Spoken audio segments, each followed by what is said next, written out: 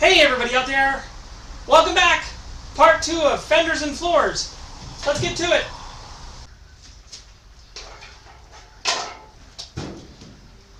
Four hours on a Saturday, another hour this morning. Doesn't look like I did anything, but now I know exactly where this fender needs to go. Exactly where this fender needs to go. The measurements all so that it looks right, it feels right, it's the right height off the ground, blah blah blah. I leveled the whole car. Lots and lots of work. I even got out the laser level, I got out the laser grid, everything. So the 3.5 foot mark, when this is the right height, straight up is 34 inches from the door. And the laser level says that it's this way is spot on. That means that this edge, a little bigger in the back than I needed it. That's okay. Now I got to put a bracket in the back to hold the mount. I'm toying with the idea of just welding this in place. I asked a couple of buddies on my Type 3 chat group. I know this isn't a Type 3, but they know a lot about cars, so what their opinion was. Do I weld it in place or do I make it stay removable? The more I'm playing with it, I still don't know. Welding it in place means that I just finish the wheel well off in the back. I still have access to the tire. I don't need to worry about it coming off. When am I going to take it off? That's the question. But if I bolt it in place, I can take it off. But again, when am I going to be taking it off? If I need to change the tire, change the tire. If I need to paint it, it's already welded in place. I mean, I'm going to have to modify the inside of it to fit the engine bay. I don't know. It's a good question. I have no clue. But I'm getting excited because I'm going to put this fender in place and do the other fender. And then later this week, before the end of this episode, hopefully, if everything goes right, I'm going to throw the doors on temporarily and just pull it outside and look at it. Because I'll be 99% to the look of the car. 10 foot away anyway. This piece comes next week. I've already got the steel measured out. It's a nice thin gauge.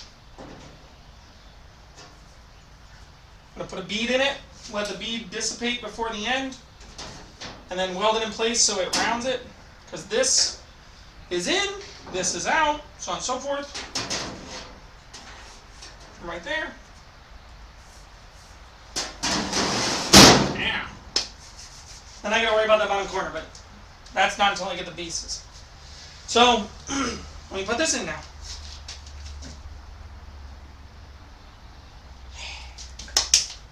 It's got a cool profile, doesn't it? Check that out.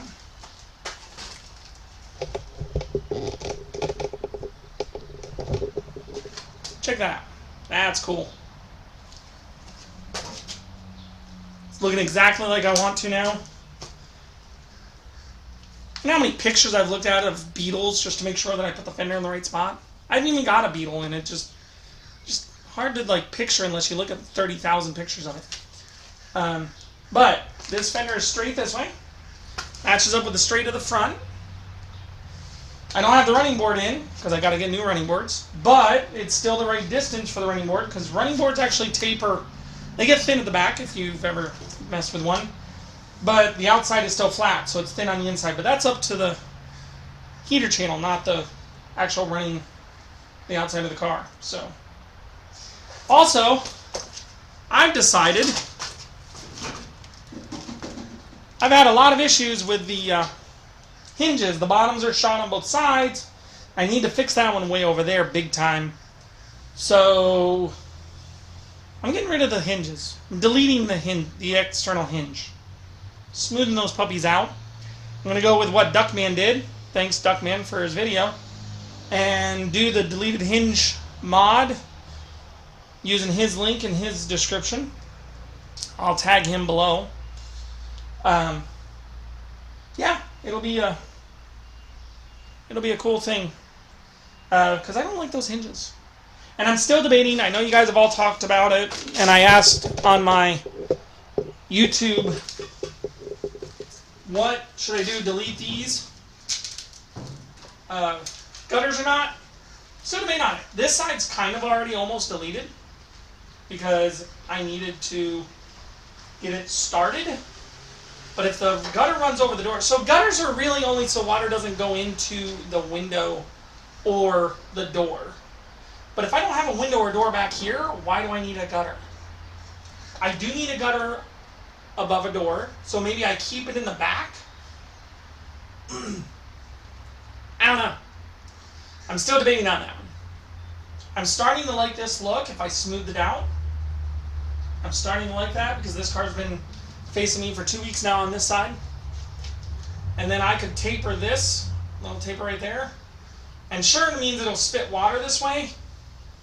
But I could also do like the buses do and put a drain hole right there that runs to the bottom and let water just drain out of the bottom through the firewall or somewhere underneath. I could actually put it so it spits out below the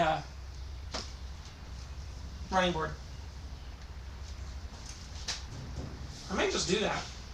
Delete it from here back because I would have to shrink it. Bus gutters are huge compared to Beetle gutters. Delete it, put a drain hole right here, run a tube to the bottom, make it spit out below the, and then if it does overflow, it's not going to be a lot of material, wetness. And don't forget, I got a big logo on here. It's going to be a fake company that I made up a while ago. There'll be a logo here, because I want it to look like it's a, yeah, I think that'll work.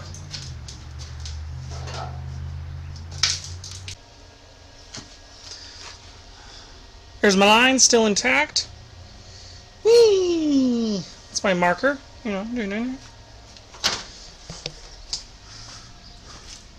Started tacking in the little piece. Now, the fender bolts on.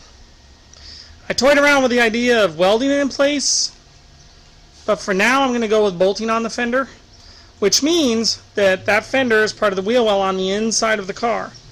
But once I put that round stock in, not the round bar, but the square tube that's rounded, somewhere in there, that'll give me my lip that butts up against that. Then what I'm going to do is come back and do another piece of metal that covers the whole fender on the inside so that the fender's still removable, but it's airtight. Obvious reasons. Cabin, exhaust, smoke, whatever. So it'll have another piece coming over there, and that'll come down to there and close up this cap. So this becomes part of the wheel well, which means I've still got to reconstruct a little bit of the wheel well back here to protect it from the engine. I don't want to be flinging dirt up into my engine right there. Right where it would basically be right where the exhaust is. But it will also be flinging dirt up into where the valve covers are. So that means that I'll have to reconstruct a little piece. But that should be easy. It'll just be a quick little square piece of metal. I'll probably put some bead rolled ribs in it so that it strengthens it up, and then I'll make the twinsy on that side. But that's starting to look cool. Check that out.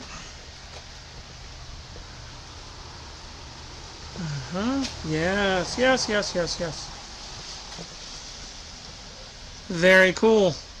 So now I just got to do it on that side, which means I'm going to have to shift the whole car over because right now it's pouring out.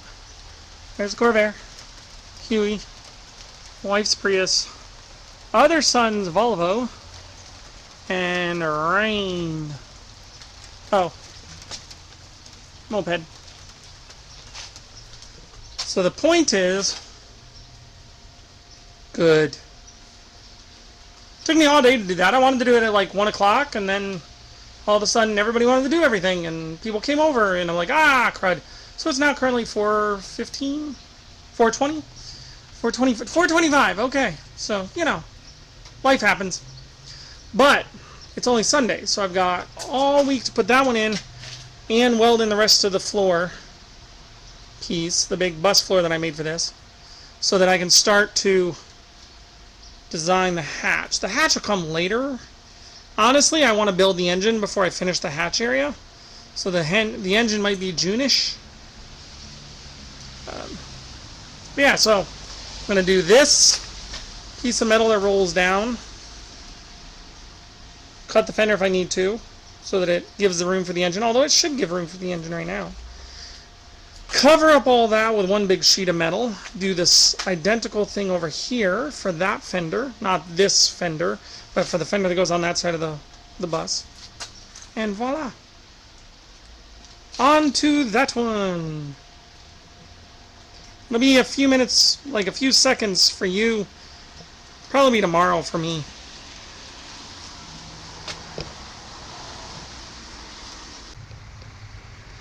And then there were two.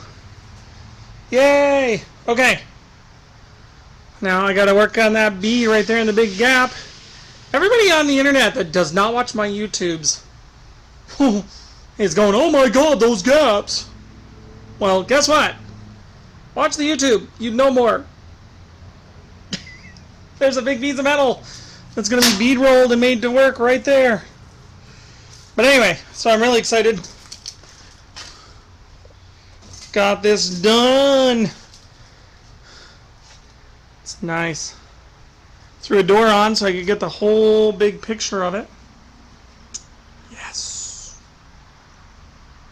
That's what I'm talking about. Oh, I wish it wasn't about to rain, because I would get a couple of outdoor shots, but it's about to pour. And the moment I get it outside, it'll be raining. So it's supposed to rain all day, but it's put off till now. So okay, now you can see the little arch right there. I'll put that above the wheel to give it something to butt up against. And then I've got to finish building the inner wheel well. And I may or may not have made a mistake on the other side, but I'll fix it in post. But now it's time to get all the itty bitty little welds done. I've still got to weld in the floor, and I've still got to build above the engine, but that's... The floor's in place, it's just not sealed. So I'm going to do that off camera, because that's just all welding, and that makes for boring YouTube. Does that not look cool or what? I gotta put that fender on. I forgot I took the bolts. Took the bolts out of that fender to put this fender on, and they're in a bucket over there to the rest of them. So, but dang, so excited. That is really cool. That is a cool profile. Oh man, I want to get this in paint so bad. Still got to do the little bead right there, fix the fender bead well, and of course pop out all the little dents that have formed that were from using the used metal. But man, look at that. That is exquisite. So freaking cool. Look at that look.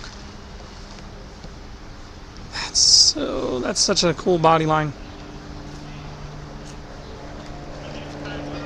That is really cool. So of course that gap is because the bead line's going to go there, and I'm going to cut it, pop a new piece of metal in. I wonder how loud that airplane is to you guys. Ha! So I want the bead line to follow the door all the way back to the vent. This vent is almost done.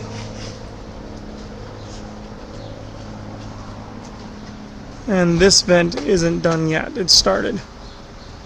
But check that out. That is some cool stuff. So here we are. Fender. Took a lot of work. It took me like 7 hours on the weekend just to get the math, figure out where they are. And this one is right. The other one is a 1/4 inch off. So I am super happy with that.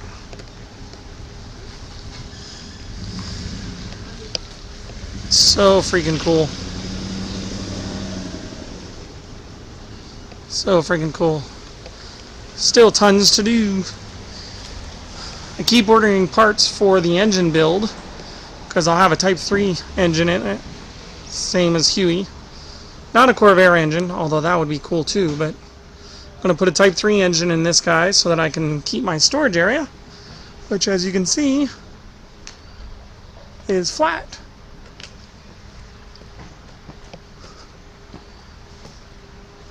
So once that type of engine is built, it's going to go in the back.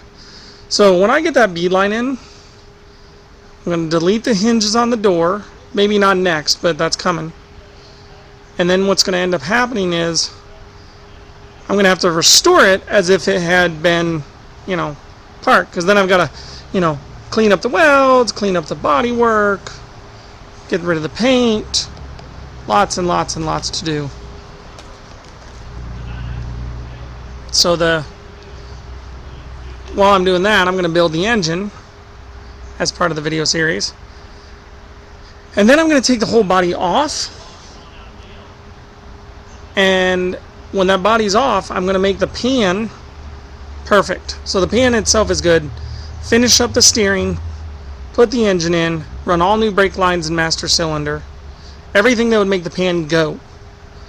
And then I'm going to drop the body back on and start working on the interior.